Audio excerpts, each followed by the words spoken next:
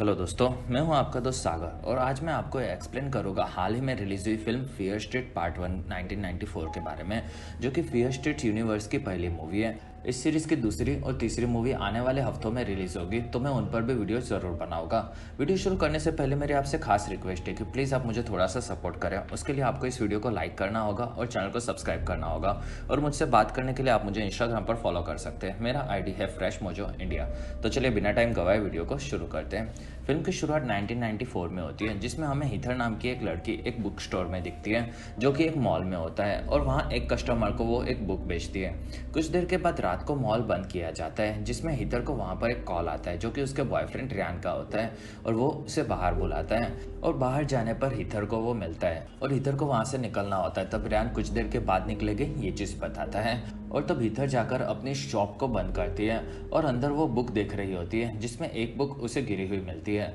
और वो उसे उठाकर रखती है। तभी उसके पीछे से किसी के जाने का उसे एहसास होता है और वहाँ भी एक बुक गिरी हुई होती है। और तब हीथर वहाँ पर जाती है और छुपने वाले को बाहर आने कहती है, और तभी किलर उस पर हमला कर देता है। और तब हीथर शॉप से निकलकर भागती है और एक दूसरी शॉप में छुपती है, और वहाँ से वो पुलिस स्टेशन में कॉल लगाकर मदद मांगती है। और तब किलर उसे देख लेता है और तब हीथर अंदर शॉप में जाकर छुप जाती है, और फिर से पीछे से किलर आकर हीथर को चाकू मार के घायल कर देता है। और तब हीथर उसे मारकर मॉल से भागती है और उसके पीछे किलर भी आता है और वो हीथर को पकड़ लेता है और उसे बार बार चाकू मारता है, जिसमें हीथर उसका मास्क हटाती है और वो रियान नहीं होता है। और तभी उसके सर में ऑफिसर निक गोली मारता है, लेकिन तब तक काफ़ी ज़्यादा देर हो चुकी होती है और हीथर मर चुकी होती है। और इसी के साथ फिल्म की शुरुआत होती है और क्रेडिट्स के साथ हमें बताया जाता है कि ये घटना शेडीसाइड्स नाम के शहर में हुई थी, और वहाँ पर अक्सर ऐसी घटनाएं होती रहती है। और उसके बाजू में सनीविले नाम का शहर है, जो कि काफ़ी ज़्यादा सेफ शहर है।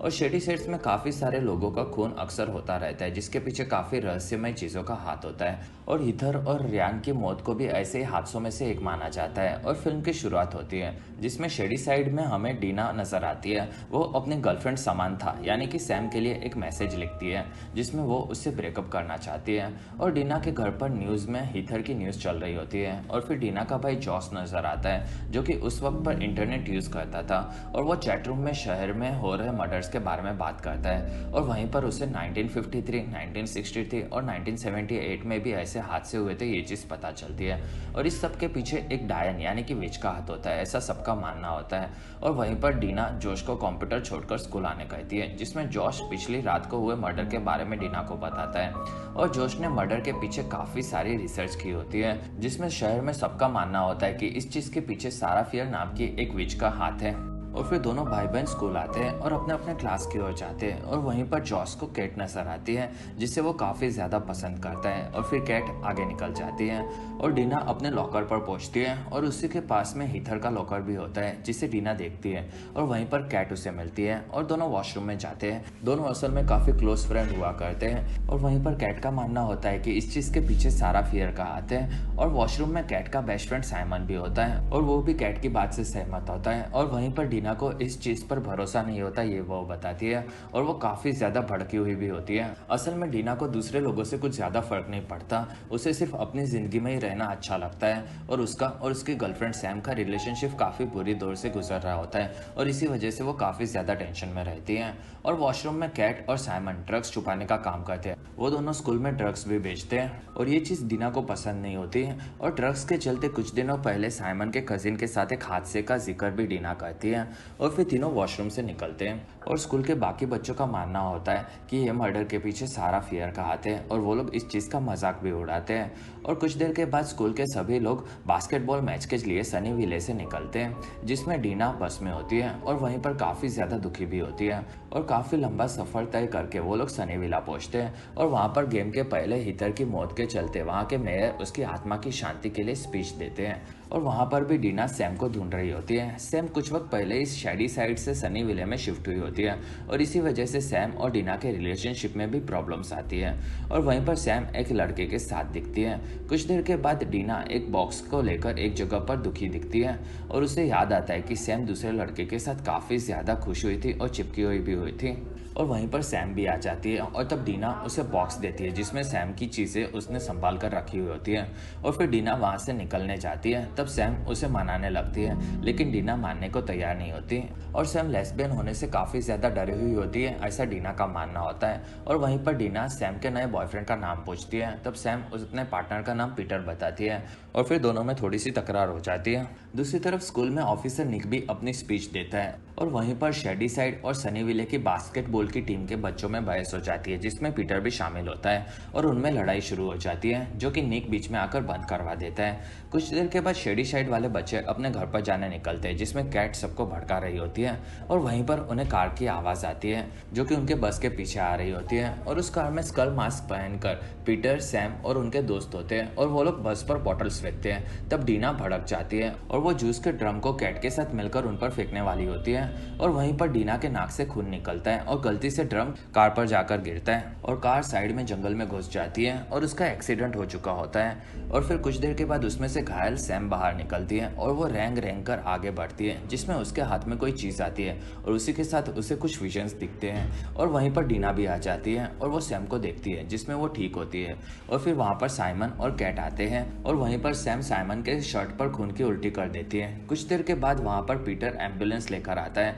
और एम्बुलेंस में सैम को भेजा जाता है और फिर ऑफिसर निक जाकर डीना से पूछताछ करता है, जिसमें डीना ये एक नॉर्मल एक्सीडेंट है ऐसा बताती है और यही रीज़न पीटर, साइमन और कैट भी बताते हैं। और तब निक वहाँ से निकल जाता है और उसके जाने के बाद पीटर डीना को धमकाने लगता है और फिर वो भी वहाँ से निकल जाता है। दूसरे दिन डीना को जॉश उठाता है और डीना के पिता को किसी ऑफिसर का एक्सीडेंट के लिए फ़ोन आया था ये चीज़ बताता है और फिर डीना उसके जूते देखती है, जिसमें उसके जूतों पर भी सैम का खून गिरा होता है। और फिर डीना बाहर आती है और वहीं पर वो न्यूज़ देखती है, जिसमें हीथर और रियान की न्यूज़ चल रही होती है और रियान एक काफ़ी अच्छा लड़का था और वो मर्डर नहीं कर सकता, ये उसके साथी बताते हैं और ये न्यूज़ डीना भी देखती है। और फिर डीना जाकर सैम का हाल जानने के लिए उसकी माँ को फ़ोन लगाती है, लेकिन सैम की माँ भड़क जाती है क्योंकि उसे डीना और सैम का रिश्ता पसंद नहीं होता। और फिर डीना को डोरबेल सुनाई देती है, तब वो बाहर आती है और तब बाहर कोई नहीं होता और काफ़ी दूर उसे स्करल के कपड़ों में एक लड़का दिखता है और डीना को लगता है कि वो पीटर है। तब वो उसे गालियाँ देकर डोल बंद कर देती है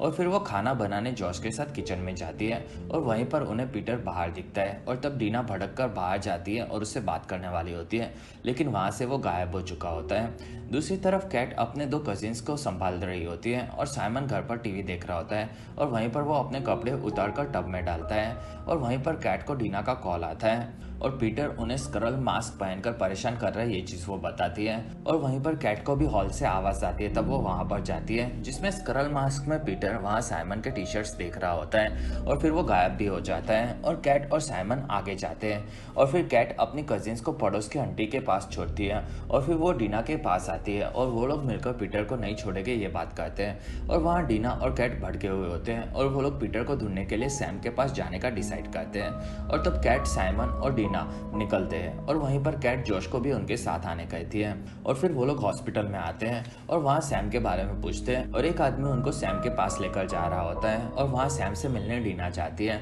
और अंदर रूम में सैम काफ़ी ज़्यादा डरी हुई होती है और वहीं पर डीना जाकर पीटर की कंप्लेंट करती है और पीटर भी वहीं पर होता है और उसे देखकर डीना उस पर चिल्लाने लग जाती है। दूसरी तरफ बाहर केट को भूख लगी होती है, तब जॉश मशीन पर ट्रिक आजमाता है और सारी चॉकलेट्स बाहर निकल आती है, जिससे कैट काफ़ी ज़्यादा इंप्रेस हो जाती है और अंदर डीना और सैम बहस कर रहे होते हैं, जिसमें सैम बताती है कि पीटर पूरा दिन उसी के साथ था, लेकिन डीना उसकी बात नहीं मानती है और वहीं पर दोनों एक दूसरे की बेइज्जती करते हैं और तभी पीटर को स्क्रल मास्क वाला एक लड़का मार देता है और तब सैम और डीना वहाँ से भागते हैं और बाहर केट के बीच में से वो लोग जाते हैं और वहीं पर किलर को देखकर बाकी सब भी उनके साथ भागते हैं और हॉस्पिटल में वो किलर डीना और सैम के पीछे होता है और वो नर्स के पास जाते हैं, जिसमें किलर ने नर्स को भी मार दिया होता है और वहीं पर एक दूसरा आदमी आता है, उसे भी किलर मार देता है और डीना और सैम को वो देखता है और किलर सैम को मारने वाला होता है। तब डीना उसे पकड़ लेती है और उसे गिराने पर उसका मास्क हट जाता है और वो रियान होता है, जिसकी शक्ल डीना ने टीवी पर देखी होती है और फिर डीना वहाँ से भागती है और बाहर कैट, साइमन और जोश ने एक एम्बुलेंस चुरा ली होती है और सब उसमें बैठकर वहाँ से भागते हैं और वो लोग पुलिस स्टेशन में आते हैं और एक ऑफिसर को ये चीज़ बताते हैं, लेकिन वो उनकी बात नहीं सुनता और वहीं पर ऑफिसर निक भी आता है और फिर निक उनसे बात करता है और पूरी कहानी सुनने के बाद वो बताता है कि रियान मर चुका है और उसने खुद ने उसको मारा है, लेकिन डीना ने उसे ही देखा था, ये चीज़ वो बताती है और वहीं पर हॉस्पिटल में हादसा होने की चीज़ निक को पता चलती है और वो वहाँ से निकलता है और वहाँ दूसरा ऑफिसर डीना से बात करता है, लेकिन वो उनकी बात नहीं सुनता। तब सैम और डीना वहाँ से निकल जाते हैं और इसी दरमियान डीना ने ऑफिसर की पिस्तौल भी चुरा ली होती है। और बाहर केट और जॉश बात करते हैं और तब साइमन वहाँ से टॉयलेट के लिए निकल जाता है और टॉयलेट के बाद साइमन को एक लड़की रोती हुई नजर आती है और तब साइमन उसके पास जाता है और तब वो लड़की साइमन के पैर में चाकू मारती है। और दूसरी तरफ एम्बुलेंस के पास डीना और सैम आते हैं और अब वो लोग पिस्तौल से उस किलर का सामना कर लेंगे ये चीज बताते हैं। और तभी उन्हें साइमन के चिल्लाने की आवाज आती है और सड़क पर वो लड़की साइमन पर चढ़कर उसे मारने वाली होती है और तब डीना उस पर गोलियां चलाती है और वहां से वो लोग सब भागते हैं। लेकिन कुछ देर के बाद वो लड़की अपने आप ठीक होकर उठ जाती है और फिर सब बच्चे अपने घर पर आते हैं और वहीं पर साइमन को वो काफी ज्यादा हॉट लगी थी इसलिए वो उसके पास गया था ये चीज बताता है और फिर वो उसके बारे में सभी डिटेल्स बताता है और उन्हें सुनकर जॉश समझ जाता है कि वो रूबी है जिसने पहले कई सारे लोगों को मारा था और वो 1964 में मर्डर किया करती थी जिसमें उसने काफ़ी सारे लोगों को मारने के बाद खुद की भी जान ले ली थी। ये चीज़ जॉश को पता होती है और वो भी रियान की तरह ही मरने के बाद भी सारा फियर के कंट्रोल में है ऐसा उसका मानना होता है। और 1978 में ऐसा किस्सा हुआ था जिसमें मास्क पहन के एक आदमी ने कैंप नाइट में कई सारे लोगों को मार दिया था और ऐसे ही काफ़ी सारे नॉर्मल लोग पागल होकर दूसरे लोगों की जान लेने की ढेर सारी घटनाएं शेडी सेट्स में होती रहती हैं। और वहीं पर जॉर्ज सबसे पहले किलर पादरी के बारे में भी बताता है और वहीं पर सैम वहाँ से चली जाती है और वो उल्टी करती है और तभी वहीं पर डीना उसके लिए कपड़े लेकर आती है और वो दोनों काफ़ी ज़्यादा डरे हुए होते हैं और तब डीना काफ़ी ज़्यादा कंफ्यूज भी होती है ये चीज़ बताती है। और सैम भी लेस्बियन होने से काफ़ी ज़्यादा परेशान है इसी वजह से उन दोनों में दूरियाँ आ गई थी ये चीज़ वो मान लेती है। और बाहर नॉर्मल लोगों के किलर बनने के पीछे का रीज़न जॉश सारा फियर को बताता है लेकिन साइमन और कैट को इस पर भरोसा नहीं होता। और तब जॉश बताता है कि 1666 में सारा फियर नाम की डायन को शेडी सेट्स में फांसी की सजा देने जाने वाली थी और लोगों से बदला लेने के लिए वो लोगों को किलर बनाकर दूसरे लोगों को मरवा देती थी और उसका हाथ काटकर वो आज़ाद हो गई थी और वो हाथ एक जगह पर था और उसी के चलते वो आज भी लोगों को कंट्रोल करके दूसरे लोगों को मरवा देती है। ये चीज़ जोश का मानना होता है लेकिन वो सैम के पीछे क्यों पड़ा होता है ये केट पूछती है और तभी वहाँ पर सैम आती है और बताती है कि उसने सारा फियर को देखा है। और फिर वो लोग एक्सीडेंट वाली जगह पर जाते हैं और वहाँ सामान लेकर आगे बढ़ते हैं और कार के पास जाकर सैम गिरी थी उस जगह पर आगे बढ़ती है और एक जगह पर वो हाथ डालती है जिसमें से उसे हथकड़ियाँ मिलती हैं और वहाँ पर बाकी लोग सारा की हड्डियाँ ढूंढ लेते हैं और एक लॉक से कन्फर्म होता है कि वहीं पर सारा की लाश को दफनाया गया था और इसी वजह से सैम ने उसकी हड्डियों के छूने पर सारा उसे मारने के लिए किलर्स को भेजने लगी थी और वहीं पर सारे किलर्स अब उन्हें मारने आएंगे ऐसा जॉस का मानना होता है। और तभी साइमन के पास एक आइडिया आता है कि हड्डियों को फिर से दफनाने पर शायद सारा फिर शांत हो जाएगी और ये चीज़ उसने एक मूवी में देखी थी और तब वो लोग फिर से दफनाने की तैयारी करते हैं और वहीं पर सैम को नाक से खून निकलता है और वो एक हड्डी को पकड़ती है और तब उसे ढेर सारे विजन्स देखने मिलते हैं और वहीं पर बाकी लोग मिलकर हड्डियों को दफनाने लगते हैं और साइमन सारा से माफी भी मांगता है। और तभी वहां पर मास्क मैन आता है और वो जॉश की साइड से निकलकर सैम की ओर जाता है और वो उसे मारने ही वाला होता है तब डीना उसे बचा लेती है और फिर सब लोग वहाँ से एम्बुलेंस में भागते हैं। और हड्डियाँ दफनाने वाला आइडिया काफ़ी ज़्यादा बकवास था ये केट बताती है और वहीं पर सब काफ़ी ज़्यादा कंफ्यूज भी होते हैं। और तब सैम बताती है कि उसने विजन्स देखे जिसमें डायन उसे मारने के लिए सब लोगों को भेज रही थी ऐसा उसे लगता है और ये चीज़ जॉश भी मान लेता है क्योंकि वो मास्क मैन भी उसकी साइड से चला गया था। और फिर डीना उसकी बात नहीं मानती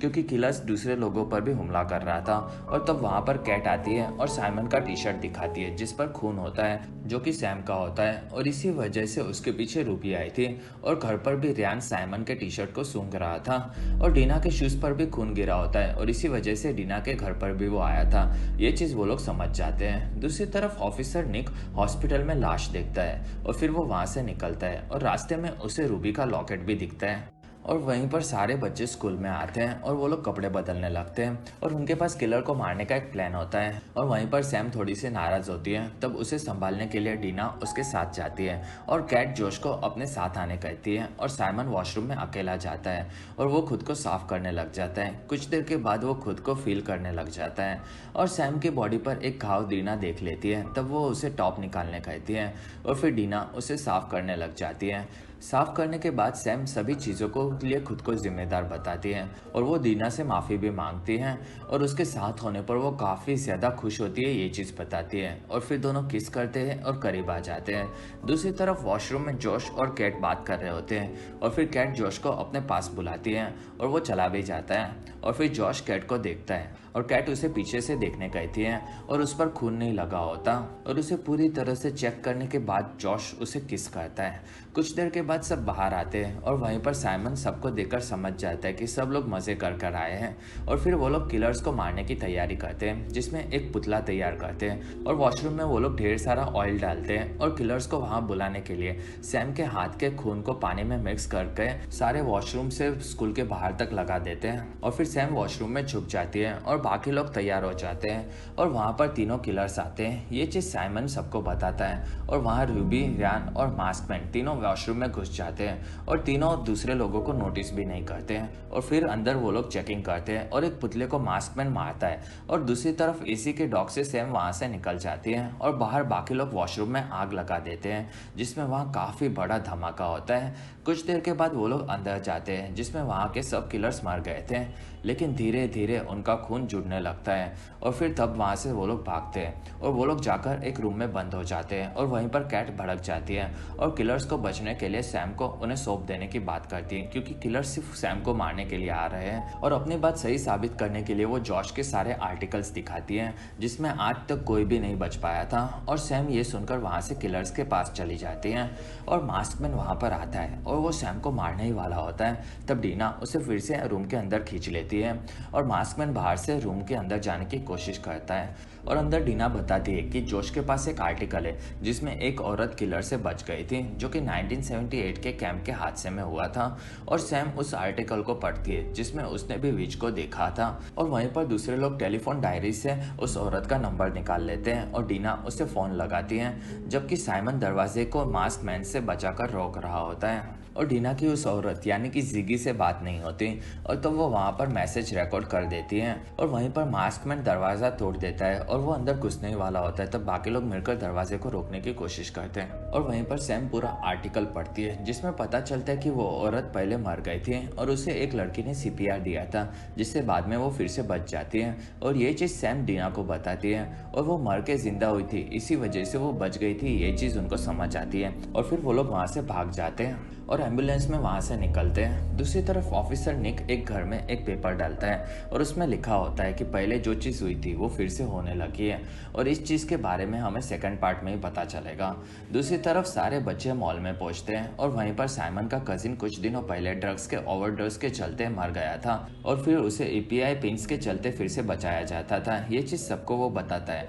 और फिर कैट ढेर सारे ड्रग्स देती है जिसमें 3 राउंड में सैम को ड्रग्स को लेना था जिससे वो मर जाएगी और फिर ईपीआई पिन से उसे जिंदा करने का प्लान बनाया जाता है और फिर सैम और डीना साथ में रहने वाले होते हैं और बाकी लोग किलर्स का सामना करने वाले होते हैं जिसमें वो लोग अपने कपड़ों पर सैम का खून लगाते हैं और फिर कैट जॉश को किस करके वहां से निकल जाती है और साइमन बताता है कि कैट जॉश से काफी ज्यादा प्यार करने लगी है और फिर वो दोनों भी अलग हो जाते हैं और फिर डीना एक जगह पर सैम को संभालती है जिसमें वो काफी ज्यादा डरी हुई होती है और मरने के बाद डीना उसे बचा लेगी, ये चीज वो बताती है और फिर सैम को वो ड्रग्स देना शुरू करती है और धीरे धीरे सैम पर असर होने लगता है और फिर वो उसे और भी ज्यादा ड्रग्स देती है। दूसरी तरफ बाकी लोग मॉल में घूम रहे होते हैं और वहीं पर सैम को मारने के लिए रैन वहां आता है और तब कैट उसे जला देती है और सैम और डीना वहां से भागते हैं और वहीं पर डीना को फिश टैंक दिखता है और वो सैम को वहीं पर लेकर जाती है और वहां पर जाकर डीना सैम को मारने के लिए उसका मुंह टैंक में डाल देती है। दूसरी तरफ कैट रैन से छुपी हुई होती है और रैन उसे पकड़ लेता है और उसे मारने जाता है। तब कैट बच जाती है लेकिन रैन फिर से उसे पकड़कर उसे चाकू मारता है और फिर वो उसे मॉल के ब्रेड कटर मशीन में डलवाकर उसे वहीं पर मार देता है जिसमें कैट काट दी जाती है। मॉल की दूसरी तरफ साइमन पर रूबी हमला करती है और वो उसे गले में मारकर वहां से भाग जाता है और जॉश पर भी मास्कमैन हमला करता है। तब वो उसे बचने लगता है और वो भागकर आगे आता है जिसमें उसे कैट का कटा हुआ सर दिखता है और उसके पास साइमन भी आता है और वहीं पर मास्कमैन उसे मार देता है और तब जॉश वहां से भागता है और उसके पीछे रैन होता है और रैन उसे मारने वाला होता है। दूसरी तरफ मास्कमैन और रूबी डीना और सैम को मारने आते हैं और वहीं पर सैम को विजन्स आने लगते हैं और वो मर जाती है और इसी के साथ सब किलर्स भी वहाँ से गायब हो जाते हैं। और फिर जॉश और डीना सैम को नीचे लाते हैं और वहीं पर ईपीआई पिंच से डीना उसे बचाने की कोशिश करती है, लेकिन वो नहीं उठती। तब डीना उसे सीपीआर देती है और कुछ देर के बाद सैम उठ जाती है और डीना उसे संभाल लेती है और इसी के साथ उनका पीछा सारा फियर से छूट जाता है। दूसरे दिन मॉल में हुए हादसे के चलते ऑफिसर निक उनसे पूछताछ करता है, जिसमें वो लोग दवा लेने के लिए मॉल में गए थे ये चीज़ बताते हैं। और वहीं पर कैट और साइमन ड्रग्स बेचते हैं और इसी वजह से उनमें लड़ाई हुई थी और दोनों ने एक दूसरे को मार दिया, ऐसा ऑफिसर रिपोर्ट में लिखने वाला होता है। और ऑफिसर निक को सारी चीज़ें पता होती हैं, लेकिन वो डीना की मदद नहीं कर पाया, इस चीज़ से वो नाराज़ होता है। और फिर डीना, सैम और जॉश वहाँ से निकलते हैं और बाहर सैम को उसकी माँ लेने आई होती है और वो उसे लेकर जाती है। और तब सैम वापस आती है और डीना को किस करती है और फिर वो वहाँ से निकल जाती है। रात को डीना के घर पर कैट और साइमन की मौत की न्यूज़ टीवी पर चल रही होती है और वहीं पर डीना अपने रूम में सैम को लेटर देती है, जिसमें वो उससे काफ़ी ज़्यादा प्यार करती है ऐसा लिखा होता है और दोनों साथ में होते हैं। और वहीं पर एक कॉल आता है, तब डीना उसे उठाती है और सामने 1978 के लेक के हादसे से बची हुई औरत यानी कि जिगी बात करती है और फिर वो डीना को डायन से कैसे बची ये चीज़ पूछती है। तब डीना बताती है कि उन्होंने डायन को रोक लिया है और तब जिगी बताती है कि ये चीज़ कभी खत्म नहीं होती और अंदर रूम में सैम को भी अजीब चीज़ें सुनाई देती हैं। और कॉल पर जिगी बताती है कि सारा को कोई भी नहीं रोक सकता और फिर हमें एक जगह पर सारा दिखाई देती है और उसके किलर्स की लिस्ट में हमें सैम का नाम भी नज़र आता है और फिर वो अब फिर से सबको मारने आएगी ये चीज़ जिगी बताती है। और वहीं पर सैम डीना के पास आती है और उसे चाकू मारती है और डीना सैम से लड़ने लग जाती है। कुछ देर के बाद जॉश को डीना ऊपर लेकर जाती है, जिसमें ऊपर सैम को उसने बांध कर रखा होता है और सैम उस वक्त पर सारा के कंट्रोल में नजर आती है और डीना उसे कैसे भी करके बचा लेगी ये प्रॉमिस करती है। और इसी के साथ ये फिल्म खत्म होती है। फिल्म के पोस्ट क्रेडिट सीन में हमें सेकेंड पार्ट की कहानी दिखाई जाती है, जिसमें डीना और जॉश जाकर जिगी से मिलते हैं और जिगी 1978 के कैंप की फोटो दिखाती है और फिर हमें फियर स्ट्रीट पार्ट 2 1978 यानी कि इस फिल्म के सेकंड पार्ट के ढेर सारे विजुअल्स देखने मिलते हैं और सेकंड पार्ट में ही हमें जिगी के साथ क्या हुआ था ये चीज़ पता चलेगी। और इसी के साथ ये पोस्ट क्रेडिट सीन भी खत्म होता है और इसी के साथ हमारा वीडियो भी खत्म होता है। फिल्म का सेकंड पार्ट आने पर मैं उस पर भी एक्सप्लेन वीडियो ज़रूर बनाऊंगा और उसे जल्द से जल्द देखने के लिए आप हमारे चैनल को ज़रूर सब्सक्राइब करें। और अगर आपको हमारा वीडियो पसंद आए तो प्लीज़ लाइक करें, एम करते 1000 लाइक। वीडियो के डिस्क्रिप्शन में आपको दूसरी मूवी सीरीज़ की भी एक्सप्लेन वीडियो देखने मिल जाएगी, तो प्लीज़ आप उन्हें देखना ना भूलें। और हमारा वीडियो आपको कैसा लगा और आप कौन सी दूसरी मूवी का एक्सप्लेनेशन देखना चाहते हो या आप मुझे कमेंट सेक्शन में ज़रूर बताएं। और आप हमारे दूसरे वीडियोस भी देख सकते हो और अगर आपको मेरा काम पसंद आए तो प्लीज़ आप मुझे इंस्टाग्राम पर फॉलो करना ना भूलें। मेरा आईडी है फ्रेश मोजो इंडिया।